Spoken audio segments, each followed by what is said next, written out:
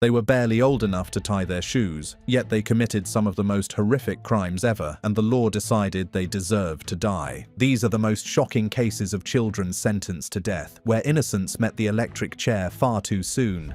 Number 10. Michael Bargo. Sentence of the court that for the premeditated murder of Seth Jackson, you, Michael Shane Bargo, are sentenced to death. Then after you dispose of Seth's body, after it's dumped in the quarry, you go to Publix, get some beer, and you start drinking. Yeah, it was pretty stressful.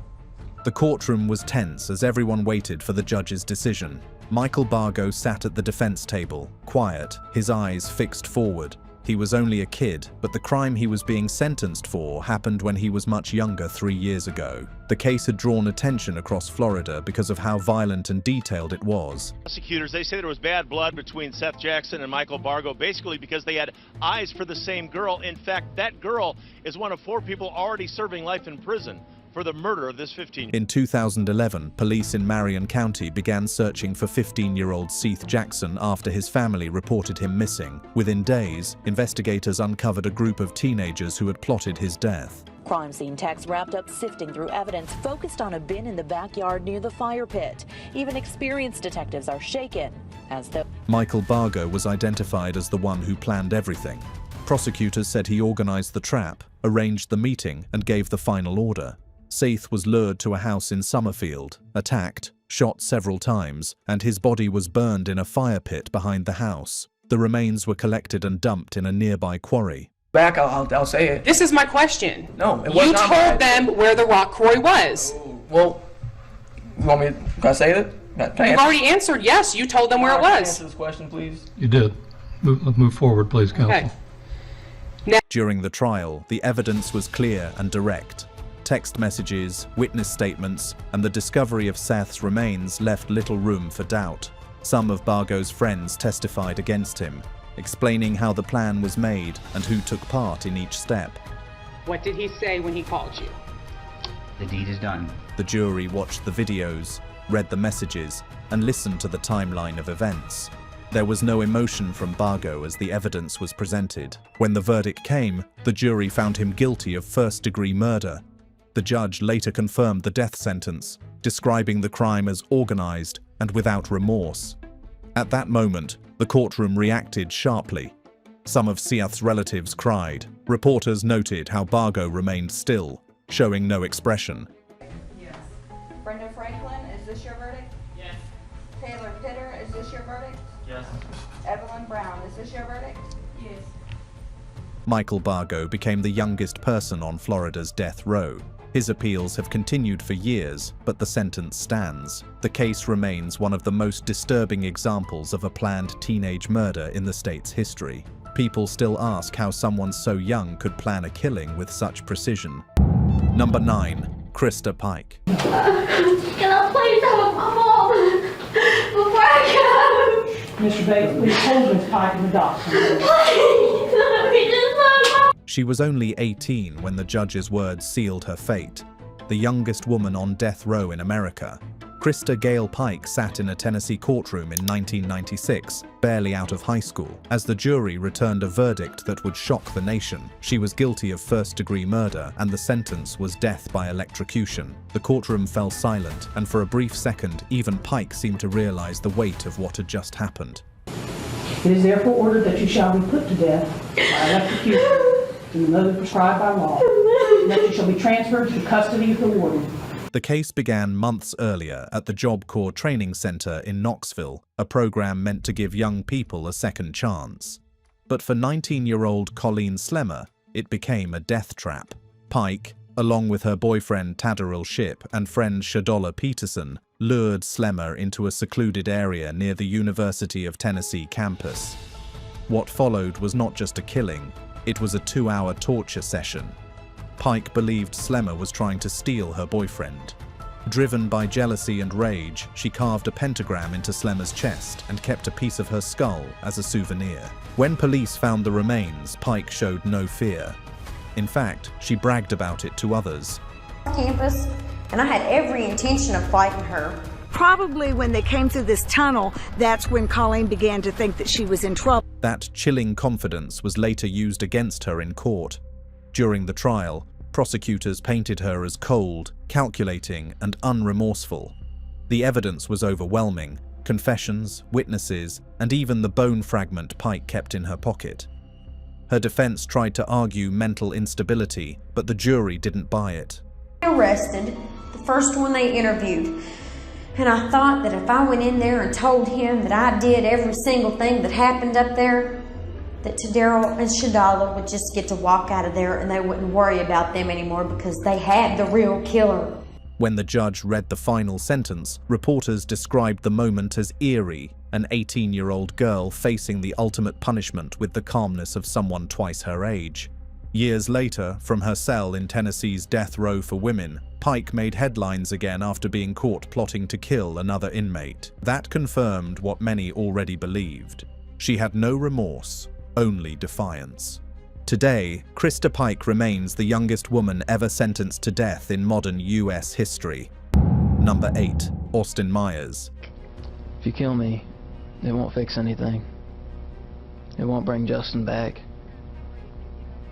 It's only going to hurt more innocent people. In January 2014, a small town in Ohio was shaken by the murder of 18-year-old Justin Back. The investigation quickly led police to two suspects: Austin Meyers, age 19, and his friend Timothy Mosley, age 18. Both young men were arrested within days, and what started as a robbery case soon turned into one of the most disturbing crimes the state had seen in years. According to investigators, Meyers and Mosley had planned to steal from Justin, who was a friend of Mosley's. They believed he kept money and valuables in his home.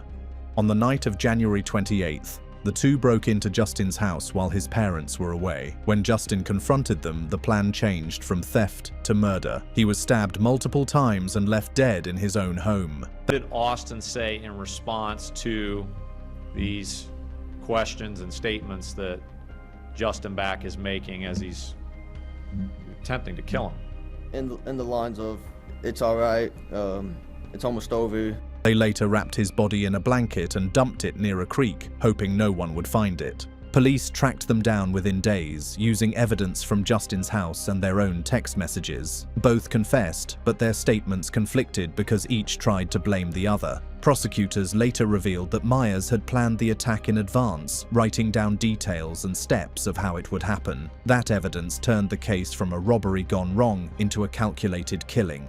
A garrote or a choke wire is a close-in weapon. It's very personal.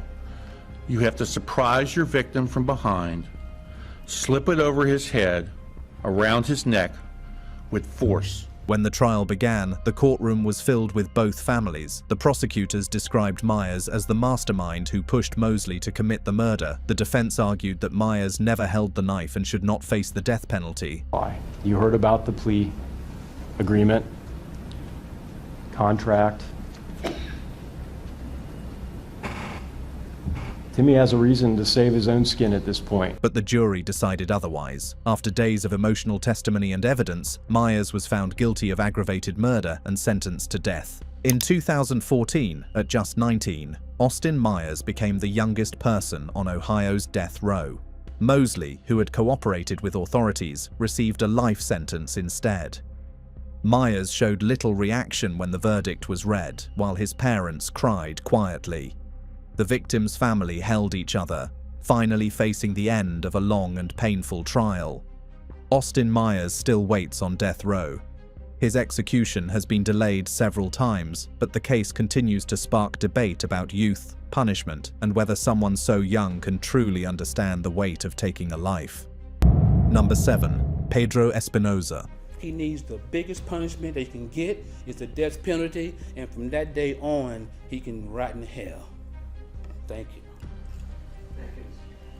On March 2nd, 2008, Los Angeles witnessed a crime that would spark outrage across the nation. That evening, around 8:30 p.m., 17-year-old Jamiel Shaw II was walking home after visiting friends. He was only a few steps from his front door when 19-year-old Pedro Espinosa, a known gang member, approached him. Espinosa had been released from Los Angeles County Jail less than 24 hours earlier. Without a word, he pulled out a handgun and shot Shaw twice, once in the stomach, then in the head. The young athlete collapsed on the sidewalk, dying only meters away from home. By March 3rd, detectives were already piecing together what happened. Witnesses told police they saw a man matching Espinosa's description running from the scene. Ballistic evidence and gang ties quickly led investigators to him. Within days, Espinosa was arrested and charged with first-degree murder. What shocked the public most wasn't just the brutality of the crime, it was the timing. Espinosa had been freed the day before. Despite his violent record and gang affiliation, people demanded answers. In April 2008, Jamie L. Shaw's funeral drew crowds of mourners, community leaders, and reporters. His parents stood before cameras calling for justice. Arrested, never been suspended from school, 3-time MVP. He played football for 3 years straight, 3 times MVP, Player of the Year. Shaw had been a top football player with college scholarship offers, while Espinosa was an undocumented immigrant and a repeat offender. The case exploded into a national debate over gang violence, immigration policy, and the failure of the justice system to protect innocent lives. Years passed before the case reached trial. In November 2011, Pedro Espinosa sat in a Los Angeles courtroom, silent and expressionless. The jury watched surveillance footage, listened to witness testimony, and heard Shaw's mother cry as she recalled identifying her son's body. The defense argued Espinosa had grown up surrounded by poverty and violence, that he was a product of a broken system. But the prosecution insisted this was no act of impulse. It was execution-style murder, carried out to gain gang respect. Put to death. By May 2012, the jury reached its decision, guilty of first-degree murder with special circumstances. A month later, the judge pronounced the sentence, death. Today, more than a decade later, Pedro Espinosa remains on California's death row. His appeals move slowly through the system. Number 6. Dylan Roof. 3 hours to return with a death sentence for Dylan Roof. And according to the Associated Press, he's become the first person sentenced to die under the federal hate crime statute. Will die by a lethal injection after having killed these 9 African-American church members at Emmanuel AME Church on June 17th, 2015 here in Charleston. On June 17th, 2015, Dylan Roof walked into the Emmanuel African Methodist Episcopal Church in Charleston, South Carolina. He joined a Bible study group, sat quietly for nearly an hour, and then opened fire. When it was over, 9 people were dead. The attack shocked the nation. It wasn't just another mass shooting. It was a hate crime committed inside a place of worship. By December 2016, Roof was back in the public eye, this time in a federal courtroom. He faced 33 charges, including hate crimes and murder. As he entered the courtroom, his expression never changed. The families of the victims sat only a few feet away, waiting to hear what punishment he would receive. Roof showed no emotion, not even when the relatives of those he killed told him they forgave him. The trial moved quickly. Roof had confessed to the crime and refused to show remorse. During sentencing, prosecutors described him as calm, deliberate, and driven by racial hatred. His defense argued that he was mentally unstable, but Roof dismissed his lawyers and chose to represent himself. And you represent Mr. Mr. Roof, is that correct? That is correct, Your Honor. All right, and who else represents Mr. Roof for the record? Your Honor, for the record, Bill McGuire. Teresa Norris, Your Honor. Okay. He told the jury he had no regrets and still believed what he did was right. Those statements sealed his fate. In January 2017, the jury reached its decision after only a few hours of discussion: death. At just 22 years old, Dylan Roof became the youngest person in modern U.S. history to receive a federal death sentence for a hate crime. Today, Roof is held on federal death row in Terre Haute, Indiana. His lawyers continue to appeal, but his sentence stands. Even President Joe Biden, who has openly opposed the death penalty, refused to commute Dylan Roof's sentence. The decision showed how deeply the nation viewed the Charleston massacre as a crime beyond forgiveness or political leniency. Number 5. Aiden Fucci. He was only 14 when he killed his victim. That single fact was enough to leave a courtroom in disbelief. A child accused of stabbing his classmate more than 100 times. The defendant, Aiden Fucci, sat quietly as prosecutors described the brutality of what he had done to 13-year-old Tristan Bailey. Tristan Bailey was conscious, that she was aware and that she was doing everything she could to fend off this attack. She suffered a painful, horrifying death from someone that she trusted. Every word cut deeper into the silence. Every detail painted the image of a boy who had crossed a line no one believed possible. By the time the evidence was laid out, there was no doubt left. Surveillance footage, the knife, and his own disturbing Snapchat posts showed intent and pride, not confusion or panic. Investigators said Fucci had planned the attack, had even spoken to friends about wanting to kill someone. The community could not comprehend how a teenager had become capable of such violence. Mr. Fucci, having entered a plea of guilty to the crime of first-degree murder, I adjudicate you guilty of the premeditated first-degree murder of Tristan Bailey. In the courtroom, Fucci's parents watched as prosecutors replayed clips of their son laughing in a patrol car after the murder. He made faces at the camera, bragged, and asked if his friends knew what he had done.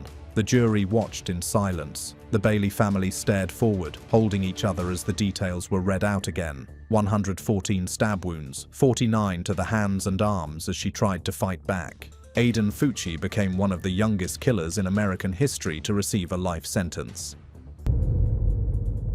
Number 4. Dzhokhar Tsarnaev. And we are coming on the air because the jury deciding the fate of Boston Marathon bomber Dzhokhar Tsarnaev has reached a verdict. They have sentenced him to death. On May 15, 2015, the courtroom in Boston waited in tense silence as the jury prepared to announce its verdict. Dzhokhar Tsarnaev, just 21 years old, stood quietly beside his attorneys. He was the man responsible for the 2013 Boston Marathon bombing, an attack that killed 3 people and injured more than 260 others. When the words "death sentence" were read aloud, he showed no reaction. The judge confirmed the decision that made Tsarnaev the youngest person on federal death row in modern American history. 2 years earlier, on April 15, 2013, Tsarnaev and his older brother, Tamerlan, had planted 2 homemade bombs near the marathon's finish line. The twin blasts ripped through the crowd within seconds, turning a day of celebration into one of horror. Boston went into lockdown. Hospitals filled with victims and the city's streets emptied as thousands of police officers searched for the brothers. During their flight, they murdered a police officer, hijacked a car, and exchanged gunfire with law enforcement. Tamerlan was killed during the shootout, while Dzhokhar escaped and hid inside a boat in a backyard. He was captured the next day, bleeding and barely conscious. Actually, an unarmed 19-year-old curled up and bleeding in the back of a boat. During the trial, prosecutors portrayed Tsarnaev as a deliberate and unremorseful killer who knew exactly what he was doing. They showed photos of the bombing's aftermath and presented a message he had written inside the boat, where he blamed America for Muslim deaths overseas. His defense team admitted his involvement, but argued that his older brother had pressured and influenced him. The jury disagreed. The evidence, the bombs, the victims, and the deliberate planning outweighed any claim that he had acted under duress. Interestingly, a few survivors publicly opposed the death penalty, saying that another execution would not bring them peace. Years later, Dzhokhar Tsarnaev's case continues through appeals, and his name still divides opinion across the country. He was only 19 when he carried out an act that shocked the world. Number 3. McKenzie Shirilla. The court, having had count 2 tried to it pursuant to waiver, finds the defendant McKenzie Shirilla guilty of murder, to wit Davion Flanagan, in violation of Ohio Revised Code section. On July 31, 2022, a quiet Ohio suburb woke up to the sound of sirens and wreckage that didn't look like an accident. A mangled Toyota Camry was wrapped around a brick wall in Strongsville. Inside were 3 teenagers. 2 were dead. 1, 19-year-old McKenzie Shirilla, was alive. Could you please be careful taking this one off so it doesn't break the bracelet, please? You got it. You got it. Handcuffs replaced jewelry as Shirilla was ultimately tried, convicted. That morning began as another tragic car crash, but months later, it would become one of the most chilling murder cases the state had ever seen. In August 2023, the courtroom in Medina County fell into complete silence as Shirilla stood before the judge to hear her fate. Her face was pale, her hands trembled slightly, but her expression remained distant. Judge Nancy Margaret Russo's words cut through the air with finality: life in prison for the deliberate murders of her boyfriend, 20-year-old Dominic Russo, and his friend, 19-year-old Davion Flanagan. 20-year-old Dominic Russo and friend 19-year-old Davion Flanagan. No chance of parole for 15 years. The courtroom didn't erupt. It just sat there, stunned. The case had shocked even seasoned prosecutors. Footage from a nearby business showed Shirilla's car accelerating straight into the brick wall at over 100 miles per hour. No signs of braking, no attempts to turn. Data from the car's black box confirmed it. She had floored the accelerator until the final second.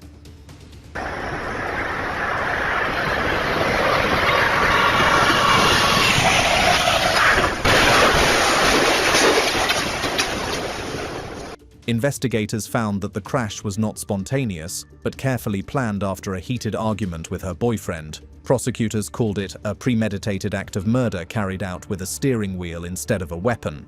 As the footage played in court, family members wept. Some couldn't bear to look. The defense tried to claim she lost control or blacked out. The judge didn't buy it, saying her actions were controlled, methodical, and intentional. Shirilla cried as the verdict was read, her mother breaking down behind her. Number 2. Marlon Joseph. Counsel will be appointed by separate order to represent you for that purpose. Marlon Joseph, may God have mercy on your soul. This court is now in recess. On January 11th, 2018, the courtroom in Palm Beach County, Florida, was tense as the verdict was read. 28-year-old Marlon Joseph sat emotionless, staring ahead while the judge announced his sentence: death. Around him, quiet gasps broke through the room. The families of his victims held hands, some crying, others just staring at the man who had taken their loved ones. The judge called his crime cruel, calculated, and inexcusable. At that moment, Joseph became one of the youngest people in the country to face a death sentence for a double murder that stunned even hardened detectives. When police say her son shot and killed Kalada and her 11-year-old daughter, Kyra. I just want justice for my girlfriend and her daughter. He's my son and I love him, but... The killings happened just days after Christmas in 2017. Police said Joseph shot and killed 36-year-old Kalada Crowell and her 11-year-old daughter, Kira, inside their West Palm Beach home. The details were brutal. Investigators testified that Joseph first shot Crowell, his girlfriend's mother, and then chased the young girl outside as she tried to escape. He shot her multiple times. Witnesses said she was pleading for her life. Both died instantly. The motive was as senseless as the crime. Joseph was angry that the woman had confronted him about mistreating her daughter. After the killings, he fled the state, sparking a week-long manhunt that ended when U.S. Marshals found him hiding in Lake Worth. This video you'll see only on 5. Police escorting Marlon Joseph, the man accused of murdering a West Palm Beach mother and daughter. During the trial, prosecutors described him as cold and remorseless. They said he planned the attack, reloaded his gun, and left no doubt about his intent to kill. The jury took less than 2 hours to convict him of 2 counts of first-degree murder. When the death sentence was announced, one juror later said there was no other choice. In court, Crowell's family members spoke through tears, calling the murders pure evil. Joseph remained still, showing no emotion as the judge read his final words: "For your crimes, you are sentenced to death." Outside, reporters asked whether justice had truly been served. Number 1. Alec McKinney and Devon Erickson.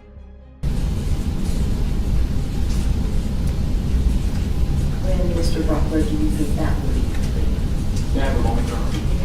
On June 25th, 2021, a courtroom in Douglas County, Colorado, fell completely silent as the judge prepared to deliver a sentence that would close one of the state's darkest school shooting cases. Alec McKinney, then just 18, sat beside his co-defendant Devon Erickson, both wearing prison uniforms, both emotionless. When the judge spoke, his words landed heavily. Devon Erickson was sentenced to life in prison without parole, while McKinney, who had been only 16 at the time of the shooting, received life with the possibility of parole after 40 years.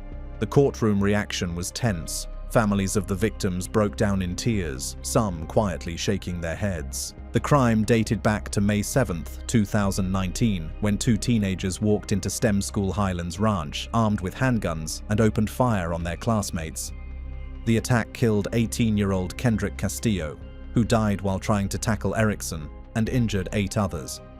The scene that day was described as chaos: students hiding under desks, teachers blocking doors, gunfire echoing through the hallways. Investigators said both shooters had planned the attack for weeks, targeting specific students and even recording videos discussing how they wanted to make history. During trial, prosecutors detailed how McKinney and Erickson had taken their parents' guns, entered the school through a side door, and began shooting inside a classroom where dozens of students were trapped. McKinney, the younger of the two, testified that he was struggling with mental health issues and had been manipulated by Erickson, but evidence showed that he had been deeply involved in planning the attack. The prosecution called it a cold, deliberate act meant to cause maximum harm. I believe we share equal responsibility for everything that happened. Why? No one tried to stop anyone. No one forced anyone into this. We were both mutually agreeing. As the sentencing ended, Kendrick Castillo's parents gave emotional statements, saying their son's bravery saved countless lives. The judge agreed, calling Castillo a hero. Both shooters stared straight ahead, showing little emotion. The case drew national outrage, not only for the violence, but for the age of those responsible.